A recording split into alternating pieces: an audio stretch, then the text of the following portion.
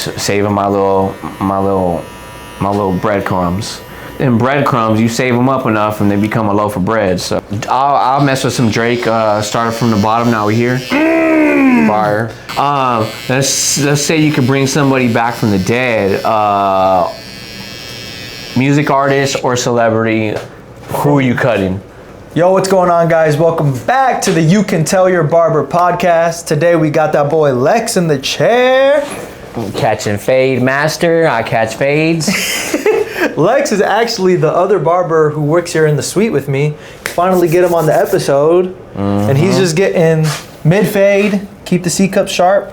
Nice little lineup.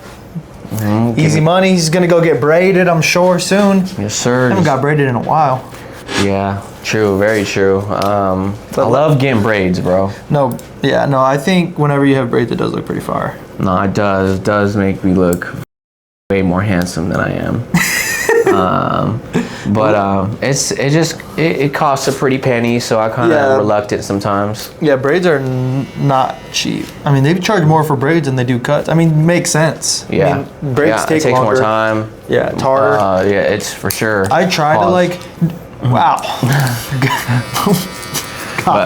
But they tried to I try to practice braids in barber school, and bro, pause when I say this, but I would work on it, bro, and my fingers would be sore, all the little movements. Yeah. It would be yeah. It would tedious. Yes. Very you have to be very organized and meticulous. Yeah. Yes. I keep flirting with the idea of really hiring or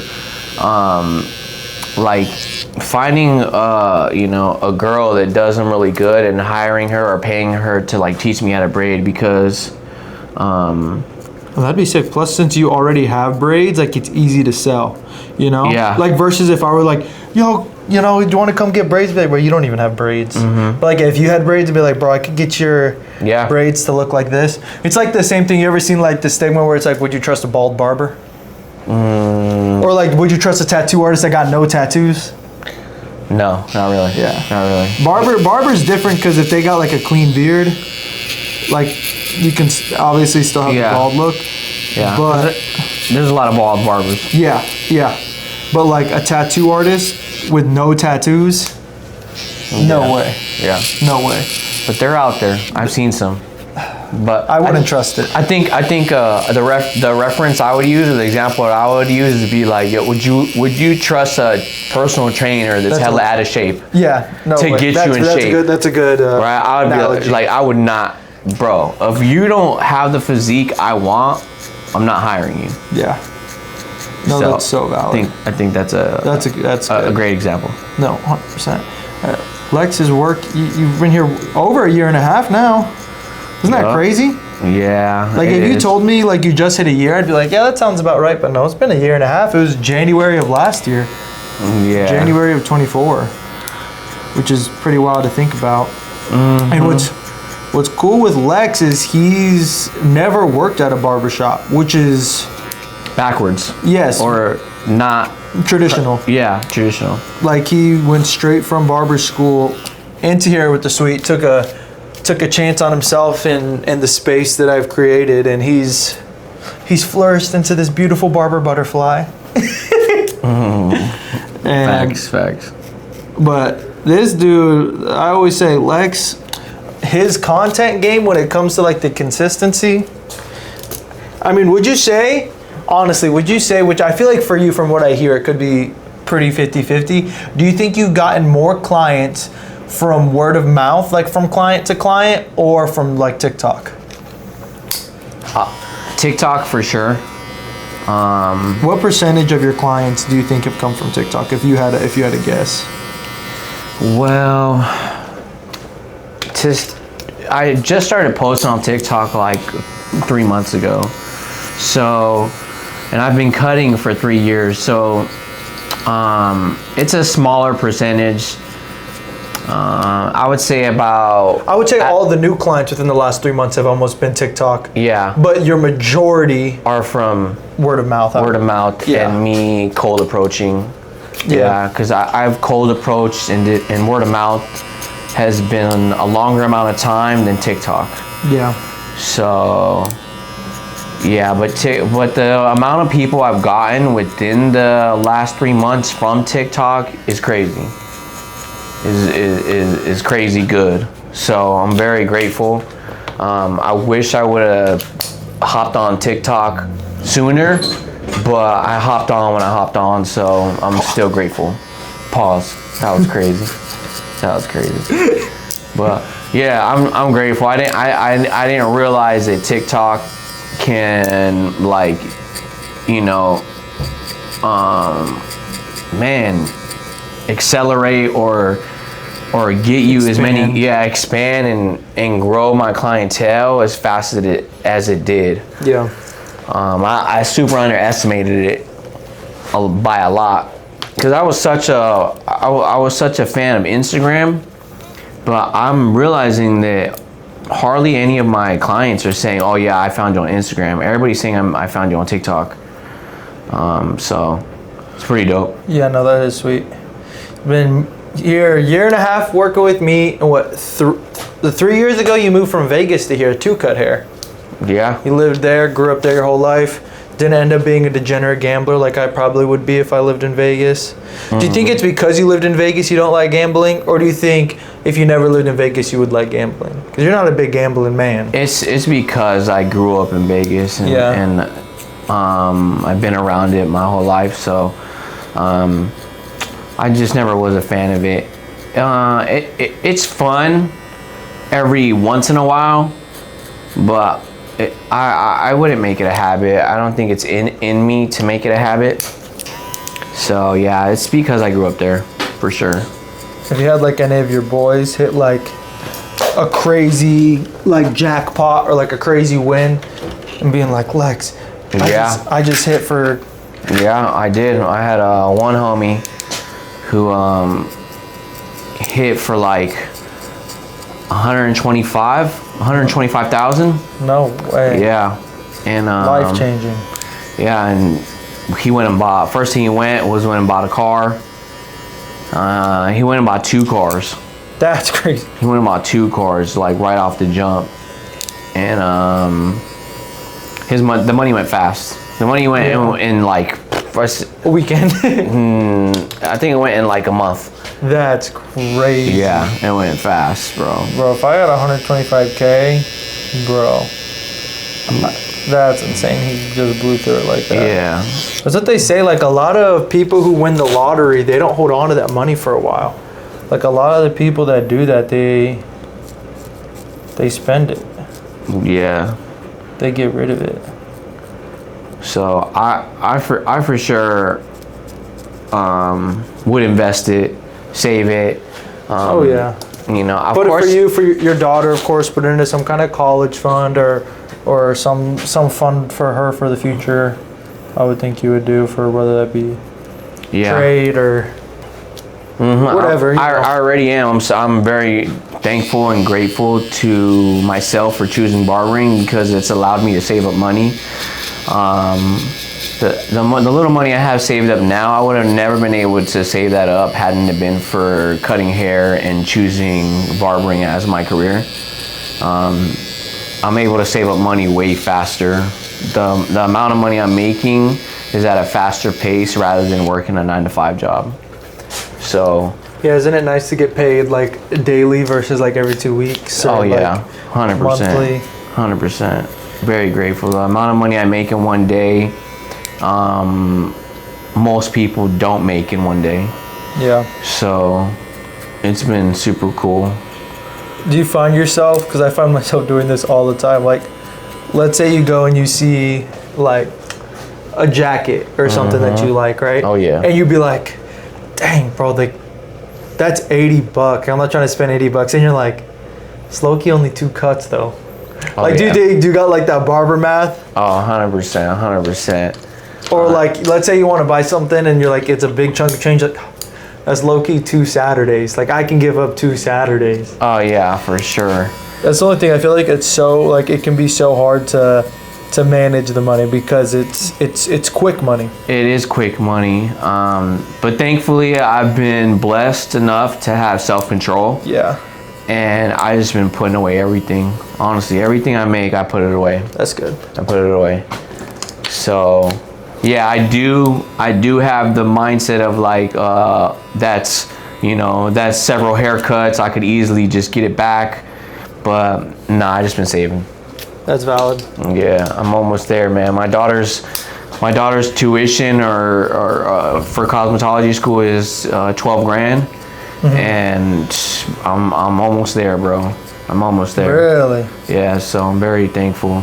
And that's all because of like just cutting hair, being a barber, and just saving my little breadcrumbs. And breadcrumbs, you save them up enough and they become a loaf of bread, so. Quote it. Put it on a t-shirt. Yup. Lex. Catching fades. Stack your bread. Stack your crumbs because they turn into bread. For sure. Like my hands, the tattoos on my hands say break bread. Really? I don't think I've ever known what it says. Yeah, on it says break bread. And at first when I got the tattoo, I got it because it sounded cool. And I was like, the meaning behind it was different than what the meaning is now. The first meaning was like, oh, like break bread, give me my money.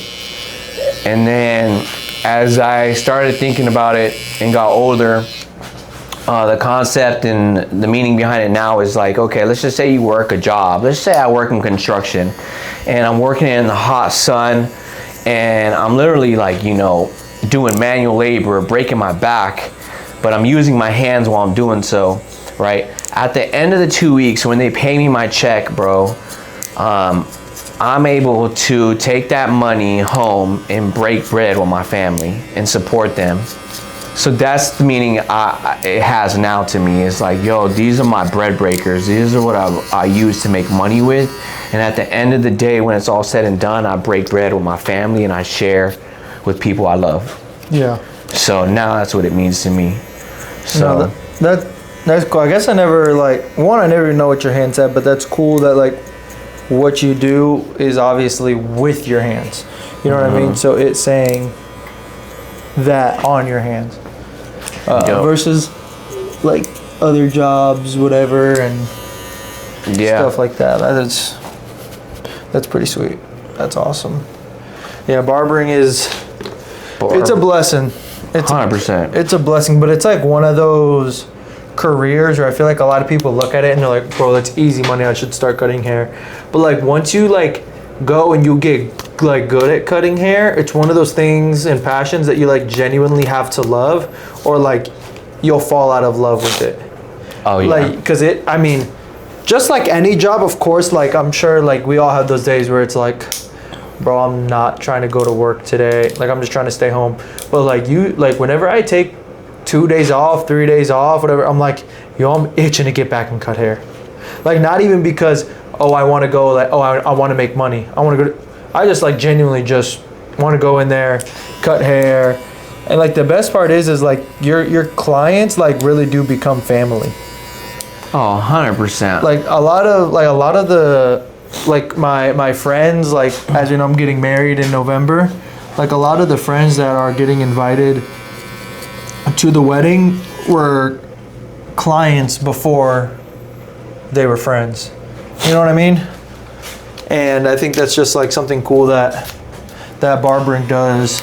Like barbering makes a lot of friendships and it breaks a lot of friendships though too.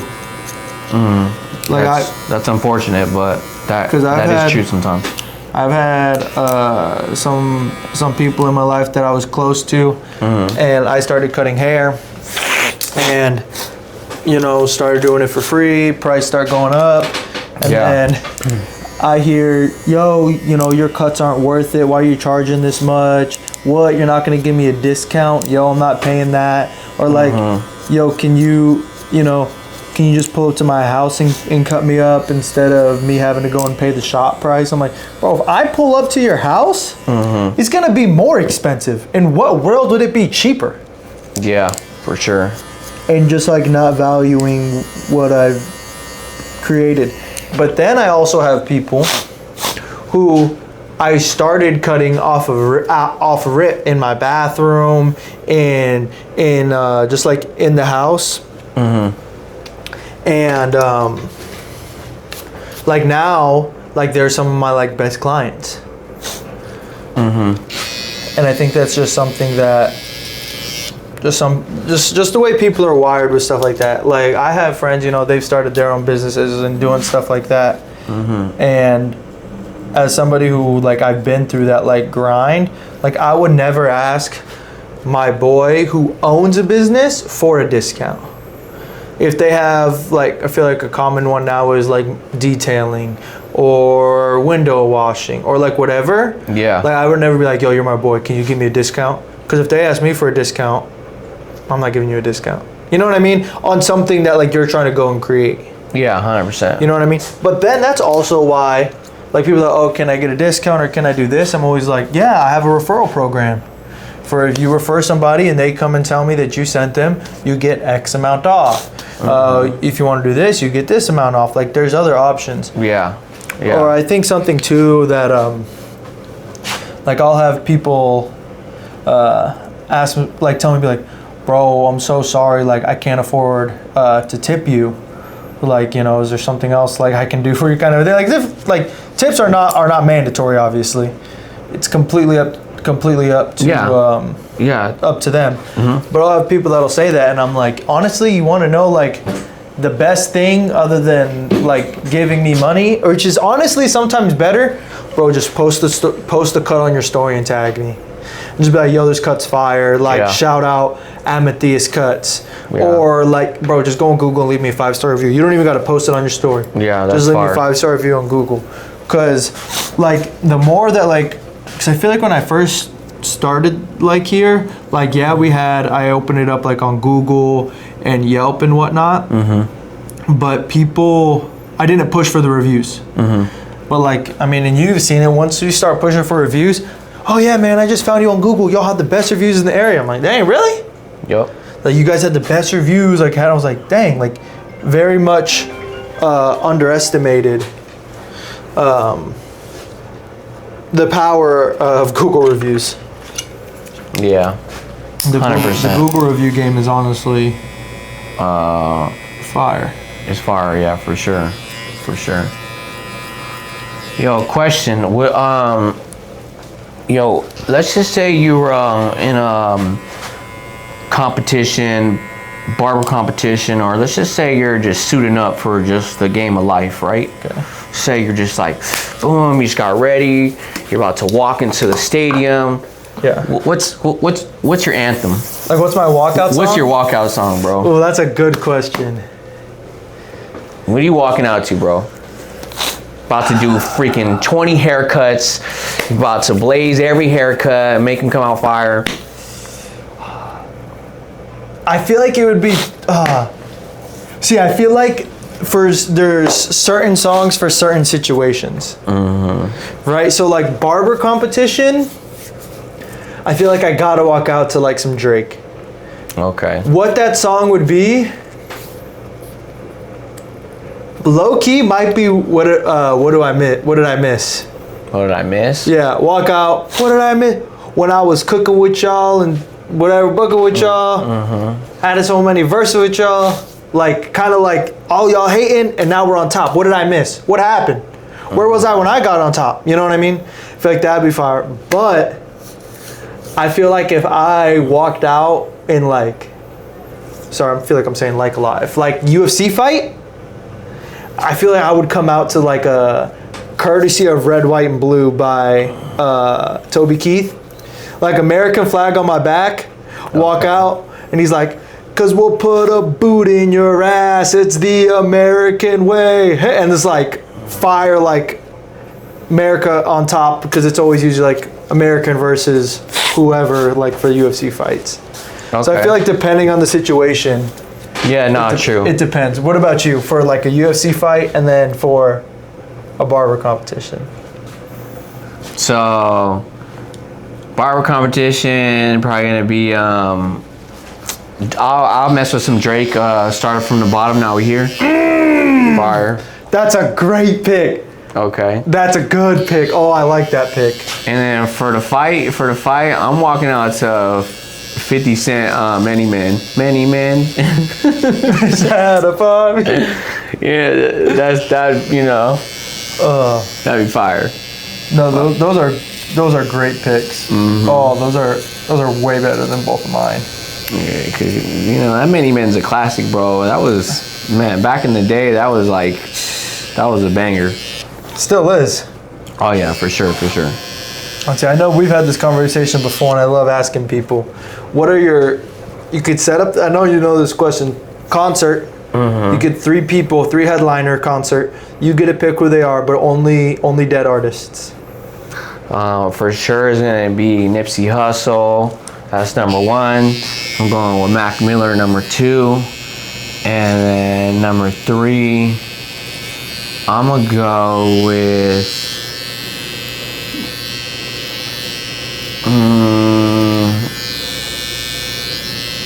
with this East Coast rapper. His name is Chinks Drugs. He's pretty dope. Yeah, but for sure, top 1 is Nipsey Hussle. That's fire. Okay, let's say you could bring somebody back from the dead. Music artist or celebrity. Who are you cutting? Who are you cutting if you can bring him back from the dead? I mean, I think we all know the low-key answer, but he's already risen. That boy Jesus Christ. Imagine giving Jesus. Okay. But like, I knew you would say something like that. But like celebrity like that? Or music artist. Who's dead? Who would I want cut? You want to know who would probably be like pretty fire and has a very unique style? I feel like a classic. I feel like you have to pick a person that everybody loves, nobody hates, right? To also kind of help boost your business, of course. I think it'd be super cool to do like an old school, huge pompadour on like Elvis. Like Elvis? Ooh. Just because that style is so not here anymore. That's a good answer. That like the big pompadour coming up, super like slick back with the pomade would be like super sick. Like something I've never really like done before like that. Would be super dope. That's valid. Who would you say? No, I'll go with Paul Walker from Fast and Furious. Wow, that's a great answer. Paul Walker, dude. That's a great answer. I feel like that'd be a dope cut, a dope conversation. Yeah, I think that'd be a well-rounded type of like, that'd be a dope cut. That would be. I would ask hella questions. I would just, you know. Yeah, Paul Walker would be sick. Fire. Have you seen all the Fast and Furious movies? Nah, not all of them. But I know the first couple ones were the best. Yeah, I've only seen the first like I think 5 or 6, and those ones were the best for sure. Fire. Oh, no, that's a great answer. If you could cut any alive celebrity, I thought Conor McGregor. Really? You gonna give him that mohawk? That'd be easy hair. He's gonna be coming in limping though. He's cooked. Hey, bro.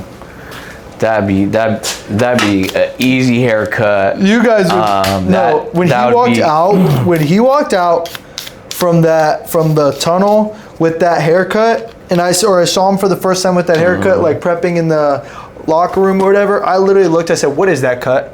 Dude, that was like no fade, just like Mr. T. That's what we call a landing strip. No, literally, bro. It's just a strip of hair. That racing stripe, bro. So, yeah. I mean, easy cut. Easy cut. Also, probably a really dope conversation.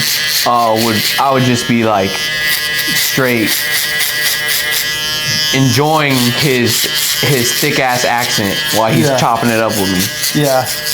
Yeah, that'd be dope. Conor McGregor would be super sick to cut. What about you? celebrity right now or music artist, whoever right now. Drake. Drake? Oh, that's a good one. Come on. You are. Drake for sure. You beat me. Dang. Drake for sure. Fire, damn, bro. Drake Dang. for sure. Imagine like freshly braided, get that line up crisp. Oh yeah, that'd be fire. Drake for sure. Drake would be a super cool person to cut. Oh yeah. That would be dope. Those are good questions. I never thought of any of those questions about who I'd want to cut. Or like, what would be others like? Man, whoa. Okay, let me ask you a question. Whoa. Okay, serious question. If you weren't cutting hair, if you weren't a barber, what would you do? I'd be a pilot. A pilot. Okay, why?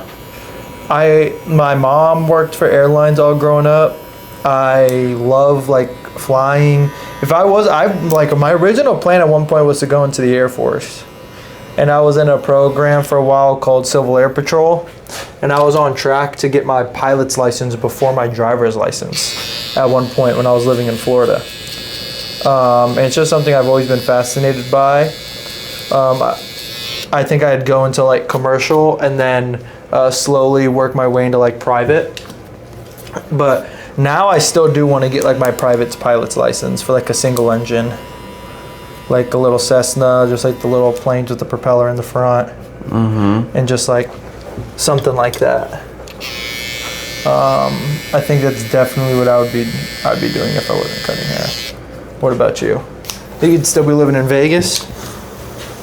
Yeah, I was thinking about that right now.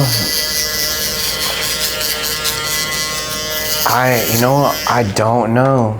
I can't think of anything. Think you'd still be working at the EOS? I mean, yeah, probably, but I'm looking for like an actual career. Like, what else would I do? What else do I like? I would. Here's a thought. I would love to be a beat maker, like produce music, make beats. Really? Yeah. Is there something you've ever like tried to pursue in any way? A little bit. I try to make beats. It's super hard though. Oh, yeah. It's super hard. I feel like it's super hard to not make beats, like all your beats sound the same. Or like try to separate that beat from something else. Yup, 100%. Like you'll be like, bro, this beat's fire. Like this beat's so good. And then you'll play back and you're like, wait, did I just create the beat from Passion Fruit? Like just that song happened to be in your head and like, that's what I hear from some people that they say is like. Yeah, I would for sure though. I get stuck sometimes. I'll watch videos on Instagram and I'll see like producers making beats, bro, and it's just so like, it's so interesting. Oh yeah. So I would for sure try to be like a beat producer and make beats. That'd be cool. No, that'd be super cool. What would you say, kind of like switching the topics, what would you say for you are your top 3 most favorite movies? Top 3 favorite movies. So one of them is gonna be Training Day with Denzel Washington. Yeah. That one's I feel like is one of my favorite movies. Second one would be Scarface. Scarface is super dope. And then I like this old school movie. It's called Beat Street, and it's about breakdancing. It's about music. It's about hip hop, bro. Those are like 3 really great movies that I hella liked and like just really like enjoyed watching. Yeah. If you could change one thing in the barber game, or gang, however, what would you want to change?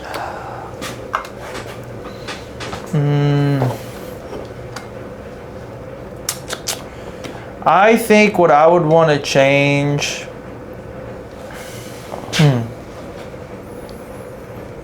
I don't know. I mean, I like where I'm at right now. I think the one thing I'd like to change specifically on like the barber side of like what I would want barbers to change, not necessarily like our clients obviously want to change anything. It's like no call, no shows and stuff like that, of course. But if I could change something on the barber side, I think that there's a lot of big time like social media barbers that think they're like absolutely everything.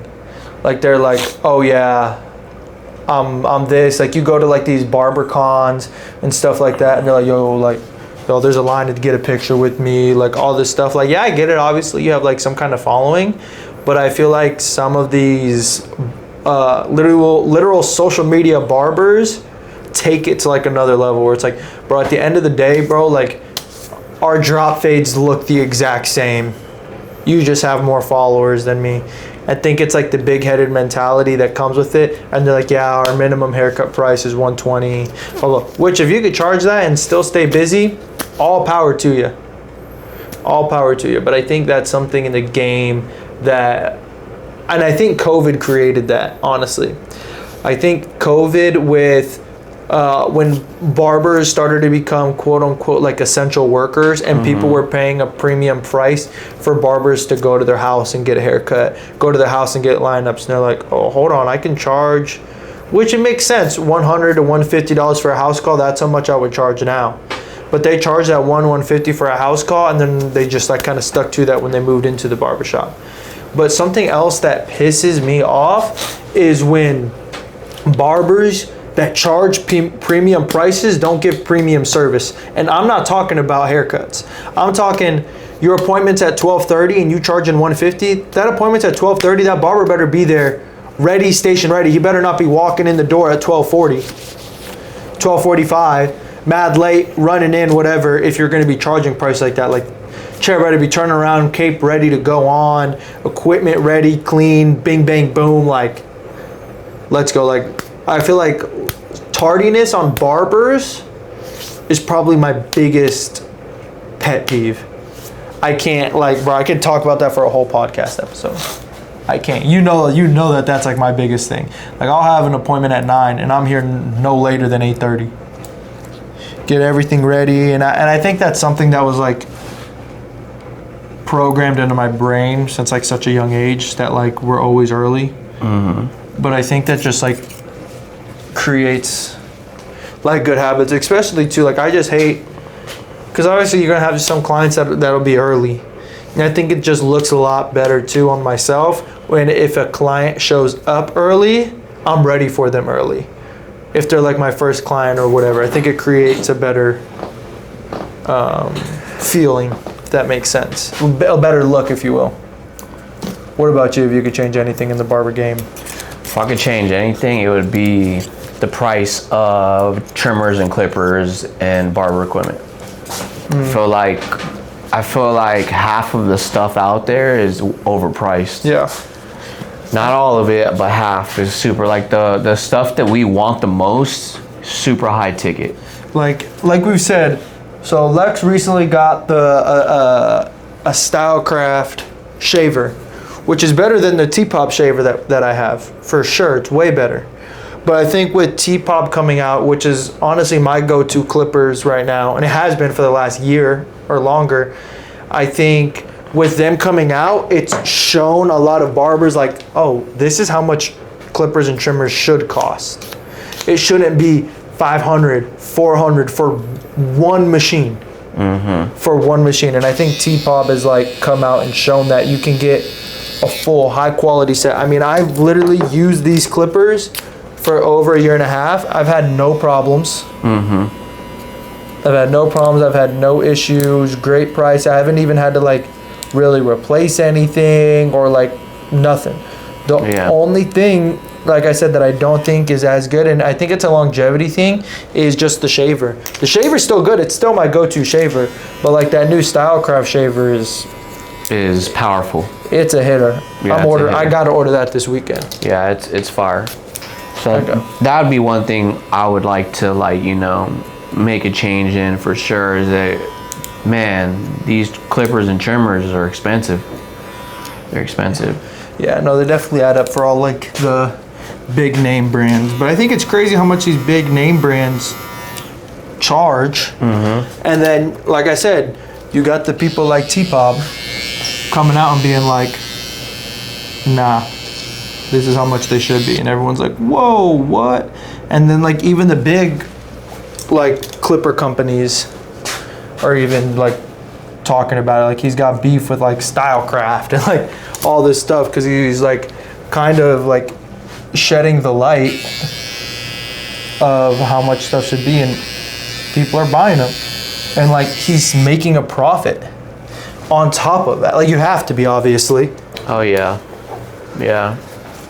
So I mean, for that, that's just what it is. Check out the cut, my guy.